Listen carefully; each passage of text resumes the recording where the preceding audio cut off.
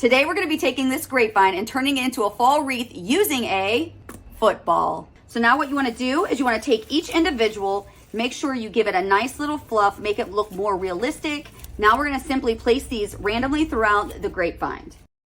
So I went ahead and I added the cable tie mounts with a little bit of glue on each side just to make sure that they're nice and secure. And we're going to add some floral wire and then attach it into the wreath. I give it one little twist right down here at that cable tie mount. Give it a twist. And now we're going to go ahead and insert it into the wreath. So you're going to want to take one piece of this wire, go down through the middle of the grapevine and the other one onto the outside. Now I'm going to come back through and add a little bit of this eucalyptus. What I'm going to do with this eucalyptus is I'm going to create a base down around the underside of the football just to give it some more depth. Now that the eucalyptus is already added in, I'm going to come back through and we're going to start adding sunflowers throughout the whole entire wreath base. I'm going to save these next two sunflowers because we're going to put the bow in and then I'm going to add them around the bow. I've selected some really beautiful ribbons that's going to pull out those burgundies and the naturals with a nice little football ribbon, and we're going to create a bow with it. So when you start to your next color of ribbon, you're going to want to go about a ½ an inch shorter on your loops. We're going to finish this bow with a cranberry wine color. We're going to have this bow coming right up here at the top of our grapevine. So now I'm just going and fluffing out this gorgeous bow. And then we're going to just add some more flowers in and around the bow. Once your bow is fluffed, we're just going to simply start adding in other florals around the bow and throughout the whole entire design. Now I have these gorgeous hydrangeas and I'm going to fill those in between all the sunflowers just to start filling in some gaps. Since I have one of these colored hydrangeas down here, I'm going to add another one over here to the right hand side too. Now I'm going to come in with these lovely little daisies. It's just going to add a little bit pop of color and it's going to finish all the floral around this design. A fall wreath wouldn't be complete without pumpkins. So we're going to take these wonderful velvet pumpkins and we're going to add them in, and then the design is completed. And boom, touchdown. We have finished this beautiful fall wreath using a football. Here we just have some leftover burlap fabric. Here what we have is one of our 12-inch grapevine cones. And what we're going to do is we're going to place it in the corner and wrap it really tightly. So here we have the back side of the cone that we just wrapped. And I'm going to take a little bit of florist wire. You can also be using beige pipe cleaners. And what we're going to do is just feed that through and temporarily secure it like that. For the bottom half, what we can do is we can fold it over so it looks like a brim. So like we did up top, we're going to secure a piece of wire. Then what we can do is make sure you have a long enough piece of wire. You want it long enough where you can twist it really nice and secure, and then take that wire and poke it right back into whatever you're designing. So now that piece is really secure, so we don't have to come back in with hot glue there, but we are going to come back in with a little over here. So I'm just going to take a little bit of hot glue, and I'm using my glue skillet. I'll place a piece of hot glue there, and then we'll just hold that for a minute or two. So these are oak leaves. Feel free to use maple leaves as well. We're going to snip about 2 or 3 inches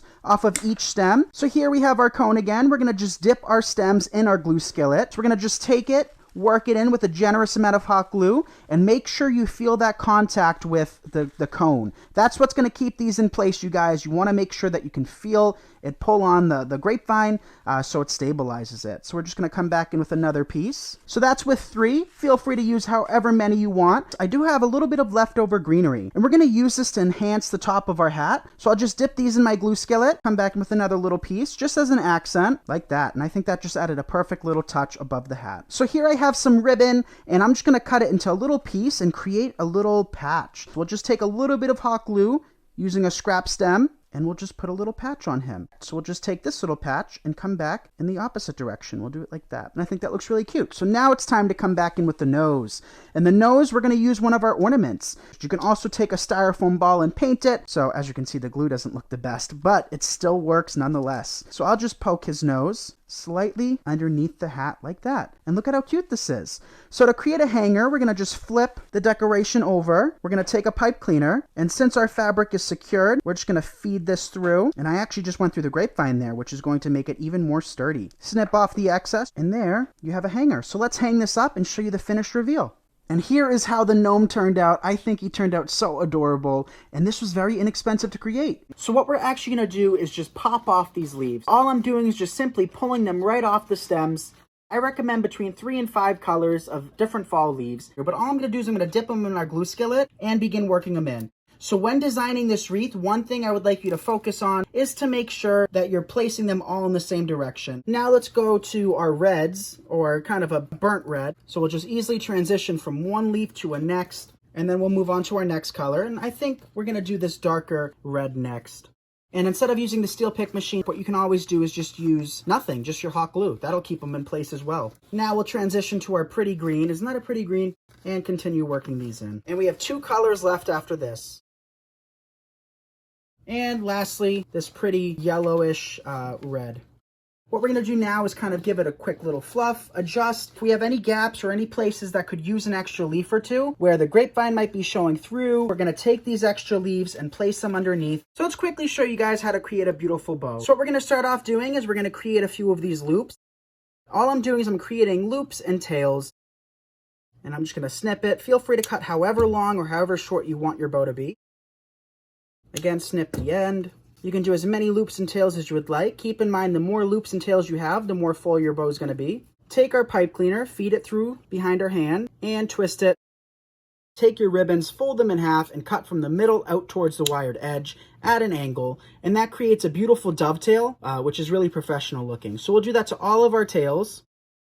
So now we have our bow constructed, and I'm going to show you guys what it looks like with the bow as well as without. So you have the option of doing whatever you would like. So I'm just taking the pipe cleaner, feeding it through the grapevine, secure from behind, and then what we can do is begin fluffing our loops. Absolutely love the ombre effect. So a very simple idea that I think would carry you from September all the way through Thanksgiving. We're going to use an 18-inch grapevine. So we're going to also work in some of these pre-mixed sprays. So we're actually going to keep these in their entirety, but the first thing we're going to need to do is cut off the stems.